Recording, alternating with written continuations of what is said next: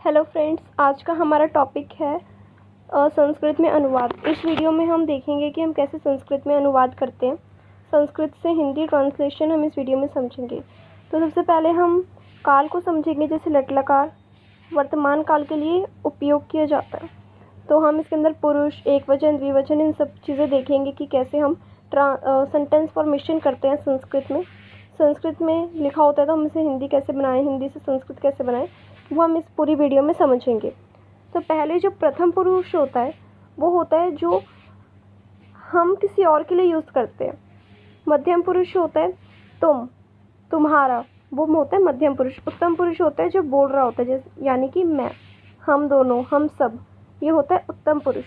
मध्यम पुरुष होता है तुम दोनों, तुम सब। और प्रथम पुरुष होता है वह, वे दो, वे सब, तो ये होता है पुरुष। इसके अंदर जब हम लट लकार पढ़ते हैं तो ये धातु रूप है उसके, जैसे पढ़ती, पठः, पठन्ति। लट लकार मतलब वर्तमान काल के लिए। अगर एक पढ़ रहा है तो हम बोलेंगे वह पढ़ता है तो सह पढ़ती, दो पढ़ रहे हैं तो तौ पठतः, वे सब पढ़ रहे हैं तो ते पठन्ति।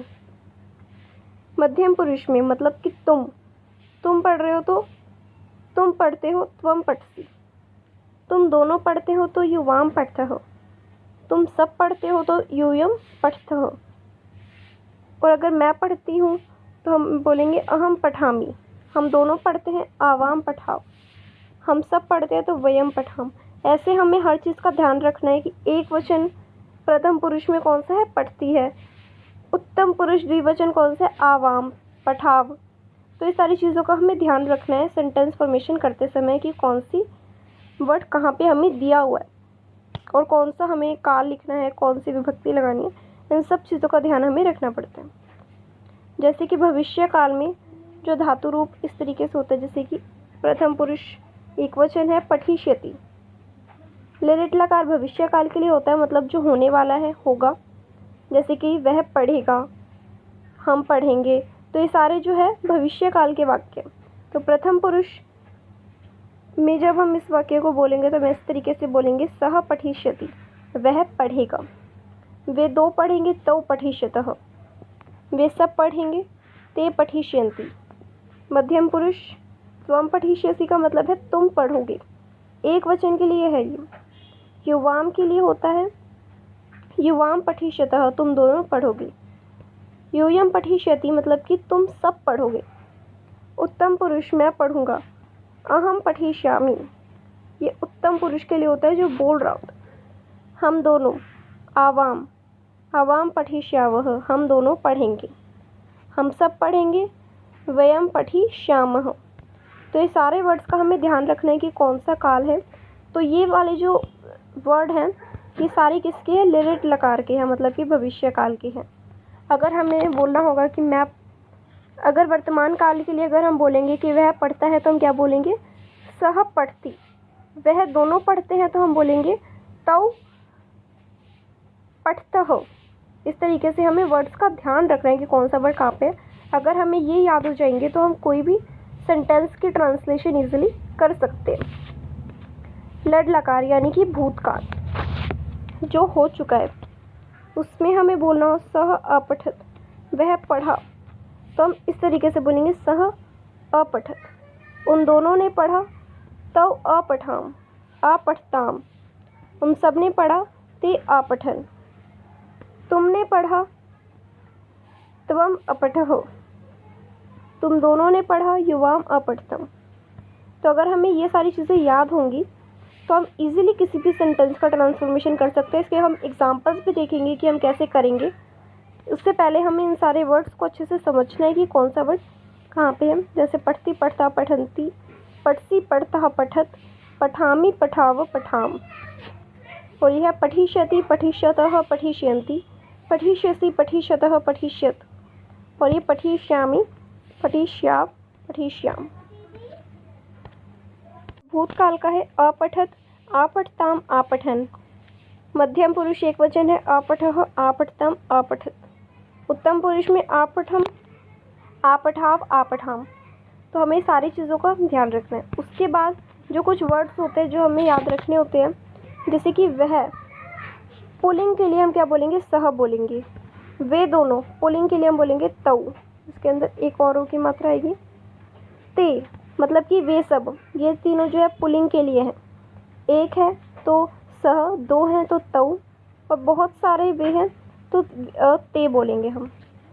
त्वम यानी कि मध्यम पुरुष, जिसके हम बोल रहे थे, जैसे कि तुम, त्वम तुम, युवाम तुम दोनों, यूयम तुम लोग, अहम मैं, आवाम हम दोनों, वयम हम सब। जैसे कि ये वाक्य है हमारे पास, लड़का पढ़ता है। इस वाक्य में जो करता है वो क्या है? लड़का है। पढ़ता है जो है वो क्रिया है, कोई काम है, क्रिया। काल इसके अंदर कौन सा है? वर्तमान काल है। पढ़ता है तो ये कौन सा काल हुआ? वर्तमान काल हुआ। जैसे कि हमारे पास ये सेंटेंस दिया है, पहला सेंटेंस है हमारे पास, बालक विद्यालय जाते हैं। तो सबसे पहली चीज़ जो हमें देखनी है वो देखनी है इसमें कर्ता कौन है। तो कर्ता है इसके अंदर बालक, और एक बालक नहीं है, बहुत सारे बालक है। जाते हैं इसका मतलब बहुत सारे बालक हैं, तो हम क्या वर्ड यूज़ करेंगे? बालकः, जो कि किसका होता है? बहुवचन का। सेकंड कौन सा है? विद्यालय, तो विद्यालय लिखेंगे। उसके बाद लास्ट में आएगी क्रिया। क्रिया क्या है? इसके अंदर जाते हैं, तो हम जाते हैं के लिए कौन सा वर्ड यूज़ करेंगे? ये बहुवचन है, तो जो क्रिया होगी वो भी बहुवचन में होगी, तो इसलिए हमने लिखा गच्छन्ति। तो हमारी पूरी सेंटेंस फॉर्मेशन हो गई, पूरा वाक्य हमने कन्वर्ट कर लिया। जैसे कि बालकः विद्यालय गच्छन्ति। बालकः जो था वो बहुवचन था, इसलिए हमने जो क्रिया है वो भी बहुवचन वाली लगाई है। सेकंड है, हम सभी संस्कृत पढ़ते हैं। तो इसके अंदर हम सभी क्या होगा? वयम। संस्कृत, संस्कृतम, ऊपर बिंदु लगाया हमने क्योंकि ये कर्म के लिए हुआ है। संस्कृत पढ़ते हैं। उसके बाद पढ़ते हैं हम सभी। हम सभी क्या होता है? उत्तम पुरुष बहुवचन होता है, और उत्तम पुरुष बहुवचन में जो क्रिया होती है वो होती है पठाम। पठाम हमने इसलिए लगाया क्योंकि ये कौन से काल है? इसका वर्तमान काल। थर्ड है, तुम सब कहाँ जा रहे हो? तुम सब कहाँ जा रहे हो? तुम सब मतलब कि यूयम, कहाँ मतलब कुत्र, जा रहे हो गच्छत। ओके। फोर्थ है, माता भोजन पकाती है। पहले हम माता लिखेंगे जो कि क्या है? हमारा करता है। भोजन के लिए हम भोजनम, और पकाती है तो हम क्या लिखेंगे? पचती है। कोई भी वर्ड हो, पकाती है, पढ़ती है, खेलती है, उन सब के लिए हम ऐसे लिखेंगे। पचती की जगह अगर यहाँ पे होता बच्चा खेलता है तो हम क्या लिखते? पढ़ती। खेलता है के लिए हम लिखते खेलती। पढ़ता है के लिए हम लिखते पढ़ती। तो ऐसे हम वर्तमान काल में इस तरीके से ही प्रयोग करते हैं। फिफ्थ है, माला में पुष्प है। अब इसको समझना है। माला में जो है, ये माला क्या होती है? स्त्रीलिंग होती है, और इसके अंदर कौन सी विभक्ति लग रही है? अधिकरण लग रही है। तो हम इसमें लिखेंगे मालायाम पुष्पाणि सन्ति। मालायाम मतलब कि माला में, पुष्पाणि बहुत सारे पुष्प, सन्ति ये बहुवचन में, इसलिए ये भी बहुवचन में आएगा, इसलिए सन्ति लगाया हमने। सिक्स्थ है, देव पानी भरता है। देव करता है, पानी के लिए जलम, और भरता है। अभी मैंने कहा था कि कोई भी वर्तमान काल की हो और वो प्रथम पुरुष हो तो हम ऐसे ही लगाएंगे, भरती, पढ़ती, खेलती, सींचती। इस तरीके के सेंटेंस, इस तरीके का वर्ड हम लगाएंगे।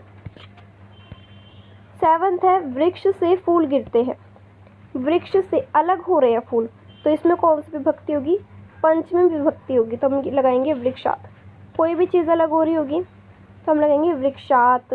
विद्यालय से बच्चे आ रहे हैं, तो विद्यालय से बच्चे अलग हो रहे हैं तो पंचमी विभक्ति है, तो हम इसमें क्या लगाएंगे? विद्यालयात। फूल गिरते हैं मतलब कि बहुवचन है, तो पुष्पाणि। एक फूल गिरा होता तो हम लिखते पुष्पम। अब ये भी पुष्पाणि क्या है? बहुवचन है, तो जो ये होगा हमारा, तो ये भी बहुवचन में होगा पतंती।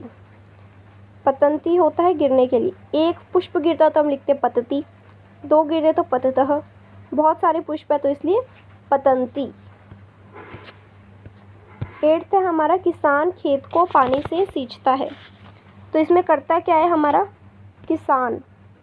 खेत को, इसमें कौन सी है? इसमें द्वितीय विभक्ति लगी हुई है, क्रीड़ा क्षेत्रम। खेत को, ऐसे जब को लगता है तो हमारी कौन सी विभक्ति होती है? द्वितीय विभक्ति होती है, कर्ता नहीं, कर्म को वाली होती है। पानी से, जलेन, सींचता है, ये भी वर्तमान काल में है। और किसान क्या है, किसी और के बारे में, अपने बारे में नहीं, तुम्हारे बारे में भी नहीं, किसी और के बारे में जब हम बात करते हैं तो वो कौन होता है, प्रथम पुरुष होता है।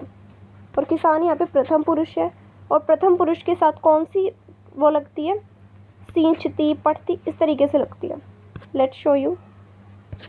जैसे यहाँ पे था, प्रथम पुरुष था हमारा, तो प्रथम पुरुष के साथ जो हमारी लगती है, जैसे वह पढ़ता है, तो किसान खेत को पानी से सींचता है, तो यहाँ पे पढ़ती हुआ है, वहाँ पे सींचती होगा। और अगर दो किसान होते तो सींचतः, ऐसे हम यूज़ करते हैं। तो मैंने आपको 8 सेंटेंसेस दिखाए हैं जिसके अंदर हमने पूरा इसको डिस्कस किया है कि कौन सा वर्ड कहाँ पे लगता है। सबसे पहले कर्ता आता है, उसके बाद हमें विभक्ति को भी ध्यान में रखना होता है कि कौन सी विभक्ति है ये, उसी के अकॉर्डिंग हम लगाते हैं। जैसे यहाँ पे पंचमी विभक्ति लगी है, वृक्षात, अलग हो रहे हैं। यहाँ पे द्वितीय विभक्ति लगी है, कर्म को। तो आई होप आपको ये समझ आया होगा। अगर फिर भी आपको इस में कोई डाउट है, so you can ask me in comment section.